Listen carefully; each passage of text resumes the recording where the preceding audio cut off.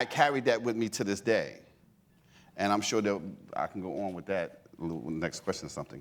But that's what my teenage years are. I think of the Ironbound section being like Mayberry, just very all concrete.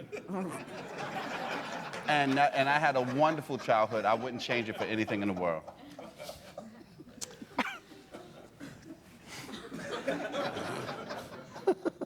Concrete, maybe. Thank you. Thank you all.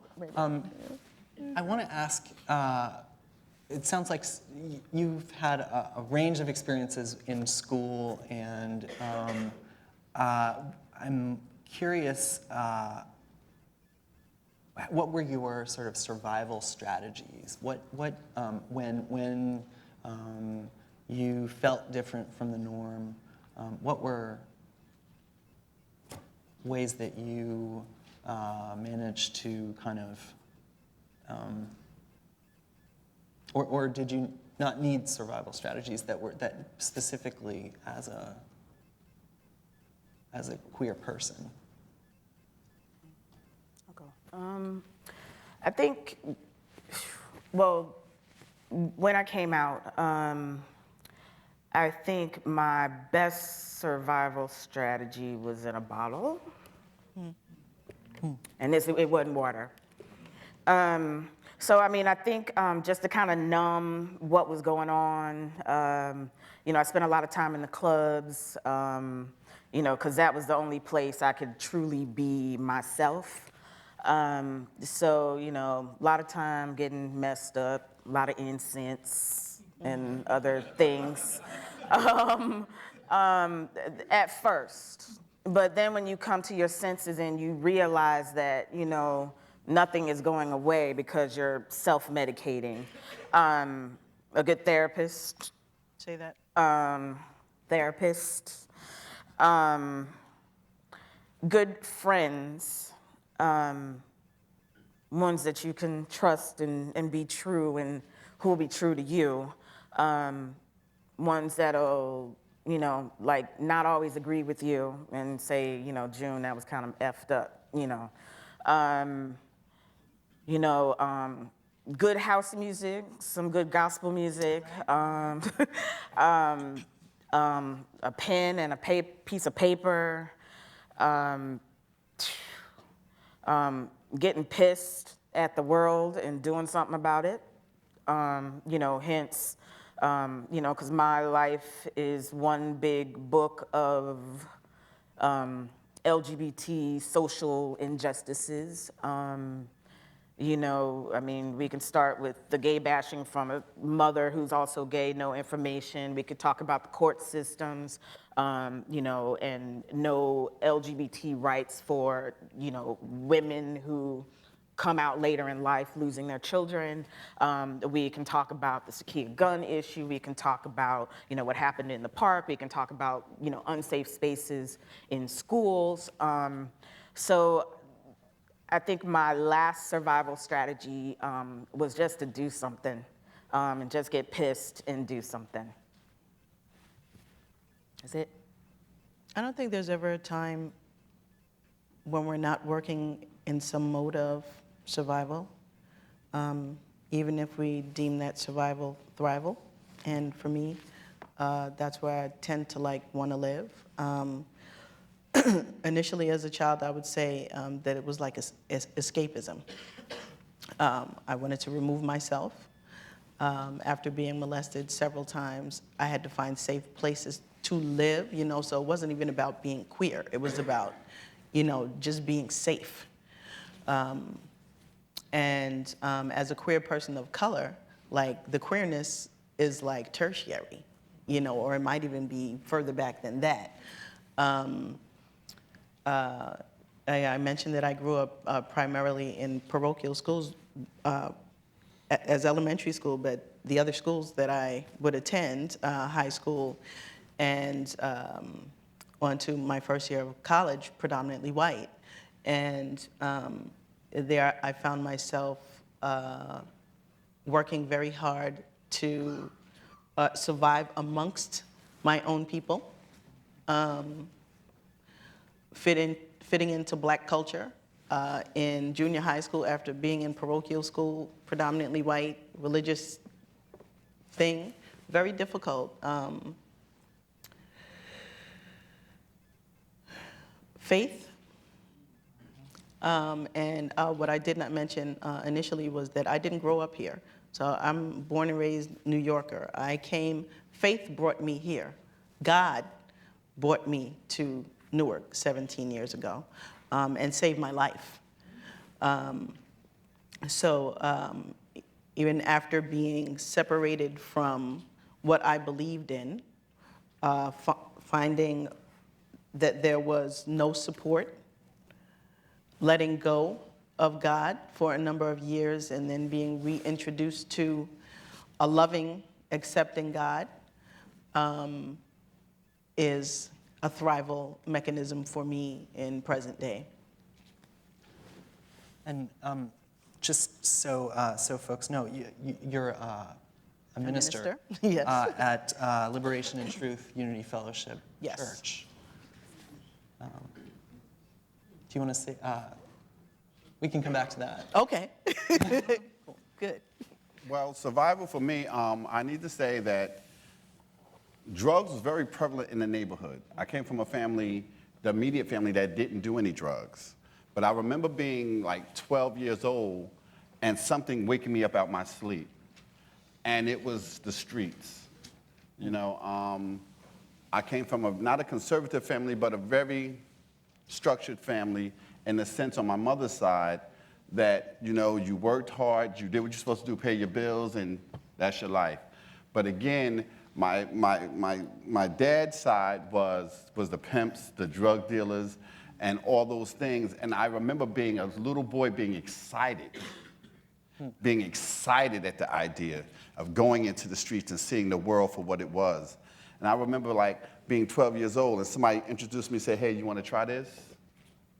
And I need to say, I'm not sure if it was me being gay, but I was skinny. I had big eyes, a big head, and my waist size was like 21, and I wanted to fit in. And I wasn't muscular enough, I wasn't light-skinned enough, I wasn't smart enough, I wasn't athletic enough. There was always a lot of not enoughs. Come on now. And once I took the pull on the marijuana, I became more than enough. And I was the one who would jump off the plane first without a parachute. I was the first one at the club. I was the first one to dress differently. I was the first one, if somebody said something to me, I'd jump up. Mind you, all this is working out of fear, of wanting to belong, to be a part of. But not knowing it at the time, because again, I'm like 15 years old, the people I'm hanging with are like 30. I remember hanging with my friend's mother, and they said, are you going to hang with Malik? I was like, hell no, girl, I'm going to hang with Malik's mother. And the kids would be outside playing, and I'd be inside drinking beer with his mother. And my mother saying, well, who? I said, yeah, me and Malik are very good friends, Mom. She said, well, he just acted like he walked past you, he didn't speak. I said, oh, we spoke earlier. Not knowing that I'm really friends with the parents. Right. And because I always don't ask me why, I wanted to be grown. And it called me. And I remember going to the village for the first time. I was about 16, 15, and Cornell was named, again, Cornell was very prevalent in my life. You'll hear his name all throughout my life. He passed away maybe 12, 14 years ago. That's your uncle. That's my cousin. He was my godbrother, my mother's sister's son. He was my world because he represented gay to me. And he looked just like Sylvester, and I just thought he was everything. So he said, I'm gonna take you somewhere. Just don't tell them where we're going, because I talked a lot. I was like 14 or 15, and we go to the village, and he was Miss Gay Pride 81 or something like that, 82, who knew? And it was at Peter Rabbit's. I don't know if anybody can remember. Peter, you remember.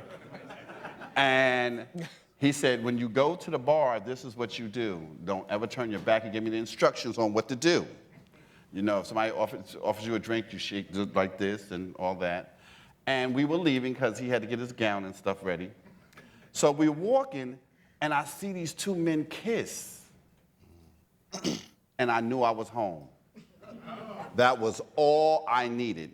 And I mean, it wasn't like nothing salacious. These men were in love. Well, I was 14. Shit, they were in love to me. And they kissed. And I remember going up to them doing like this, like watching them. I'm like, oh my God. And that was it for me. That was it for me. And, addiction has played a very prevalent thing in my life throughout all my years, especially in my gay years, because I started using drugs at such an early age, and I stopped at such an early age. I have 21 years clean. So remember, half my life, half of my life, I've been clean. So again, it's always been having to stand up for something. And survival mode for me is standing up for people who can't stand up for themselves. And that's where the house became prevalent for me, because I got involved in the ballroom scene at a very early age. And I remember they telling us that New Jersey kids couldn't come to New York and walk balls.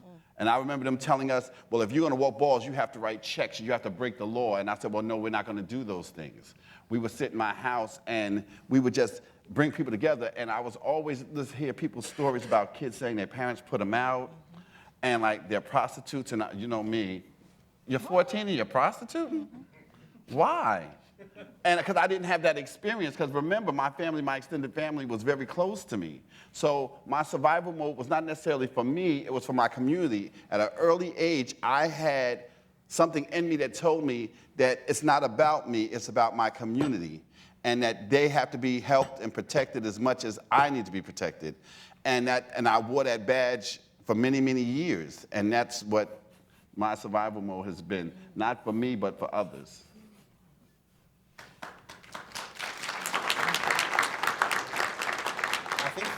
I think for me, survival mode in my teenage years, early college years, or like late high school, early college, just in general, was I just wanted to fit in. I mean, I always stood out to some degree a little bit. I'm from Newark, and so I had the street styles into like wearing Timbs and baggy pants and just the style as everybody dressed. But I would put a little spin on it, so it was cool to be like different to an extent. And so I was different to an extent. With my clothes, it was cool to be a little out there. But like again, like in terms of sexuality, I didn't identify as gay until I was in college anyway. And so high school, I just downplayed stuff. People came at me like, are you gay? No. And that was my truth. And so, I just want to fit in. And so if there were behaviors that I was doing that people would talk about, I would just downplay them. I would shy away from stuff. I would shy away from talking about certain activities like the arts, dance, ballet, that kind of stuff that I would watch on PBS, but I wouldn't say that I watched it on PBS. I wouldn't talk about that I like that stuff because it wasn't cool, and I wanted to be cool, and I wanted to be popular, and I was, and wanted to stay that way. And so, that was pretty much high school. College, when I started coming into my sexuality and realizing that I did like men and embracing that, still, even though my immediate friends kind of knew that I was gay, I came out to them like sophomore year or something like that. But it was just publicly, I just wouldn't talk about it. Or, because have you had a girlfriend? Nah, no. Even though I was dating a guy or something, I would just not talk about that. I would just leave that part out and just kind of have this outward appearance of, yeah, everything's cool, I'm popular, everything's good. I'm Kitab. That was really that. So that was really it for me. Thank you all. I want to ask now about some places.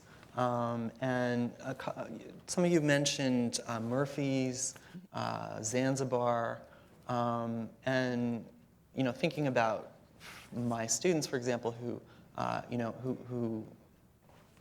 can you paint a picture of what places in Newark you went to meet people, and what was it like to be there? I missed all that. I missed the Zanzibar. I mean, I'm on the younger side of the spectrum here. I'm only 31, so by the time I got to be like 17 and I wanted to go out and stuff, Zanzibar was closed. All the clubs downtown were closed. All the ones that we hear about and that you know are lauded, I didn't get to experience. I didn't go to the garage. I missed all that. Unfortunately, that's why I'm so fascinated by it. And plus it wasn't cool to hang out in Newark when I was in high school. We hung out in New York. That was what the cool kids did. We went to the city. And so I never wanted to. Actually, when I was old enough to go out, Murphy's had closed. So even when I came into, I was probably like 21 when I was out and when I was cool being gay. There were no places to come to in Newark at that time in 2001. There wasn't anything that was gay focused. So we just went to the city and hung out in the village and did that kind of stuff. And went to the clubs went to all the clubs in New York. The occasional couple of clubs in Jersey, but again, it was never cool to hang out in Jersey or Newark. So it was about going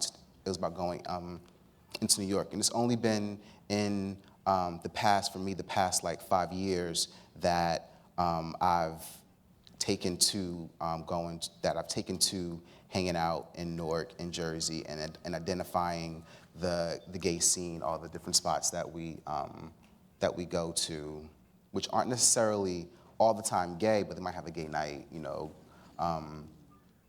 Guitar Bar Nick's, I forget, but again, when I was really coming into it, there weren't any places here like it is now. So when I was arriving here, right, in Newark, like I said, I arrived to Newark by way of church. Thank you, Bishop. I heard that there was this place that was loving and affirming and accepting, and you should go there, because I was at my wit's end, and I literally wanted to take my life because I had been searching for sanctuary, for an answer, for a place to fit in and to feel good about gay God, right? My mother, ironically, is actually the reason that I got here. So upon arriving here, I went to church and I sat right behind the choir, right? And the choir was slamming, so I started singing. And the person that directed the choir was one of the most current, hot, deep house, probably, we will have to interview her for being the first out lesbian of the deep house culture from Newark, and that was Jasmina or Leslie Oliver. Yeah, say that. Let the rain come down. And so, you know, we started hanging out and everything, and I'm like, you got to go to Murphy's. You got to go to Murphy's. So Murphy's was the spot, right? And it was like church, Murphy's. Seriously, T-dance, right? We leaving church or count it down. We're in Murphy. We're in Murphy's. Is that sacrilegious or? Explain what a T-dance. Okay, T-dance Sunday, early afternoon, hang out. Not, you know, when you go out on Friday and Saturday, you have to wait, technically, at least until 12 o'clock to go out, right? At least. No, at least. On Sunday, T-dance starts at what, 4:30, 5 o'clock? 4 o'clock? Okay, thank you, clarity. We'd get there around 5, you know. At Murphy's. At Murphy's, yes. And Murphy's was this eclectic, open, sometimes affirming, I'm saying, because we had a difficult time getting in the door to girls. Yeah. Yeah, and it seemed to be that I'm sorry. at Murphy's. At Murphy's. Yes. It seemed to be the more masculine you were, the more difficult a time you had at the door.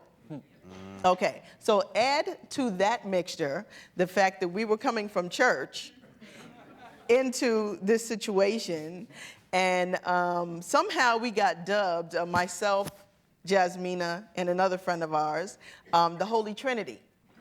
So it was difficult. It was difficult. Like people wouldn't talk to us, so we would end up dancing with each other, and buying each other drinks when there was no way to hit on somebody and effectively have anything come out of it because we were the holy ones, right? But Murphy's was definitely that place, and it opened up a lot of things for me. I met one of my best friends there, and just, it was like exercise, sometimes in futility. But that was the spot. So Murphy's would be the spot for me. Yeah.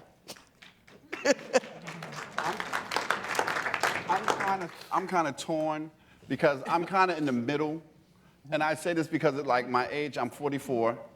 I came out at such a young age. I was so blessed to have been able to have a touch of everything. I remember better days. I remember the garage. I remember tracks. I remember Murphy's. I remember the dollhouse. I don't know if anybody can remember the dollhouse.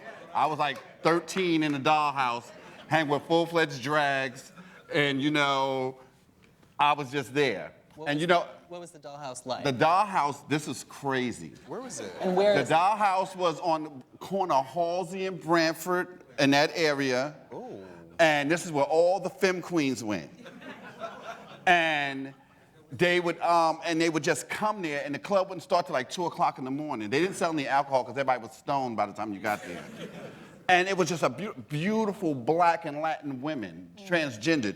And they would come in, and they would be like, and I would be like in awe, because I never had a problem asking people questions. And I would be like, wow. And everything. And I remember that clearly. And I remember, like, Newark was never a place where they had clubs endlessly. It was always dedicated places. There was Murphy's, there was First Choice.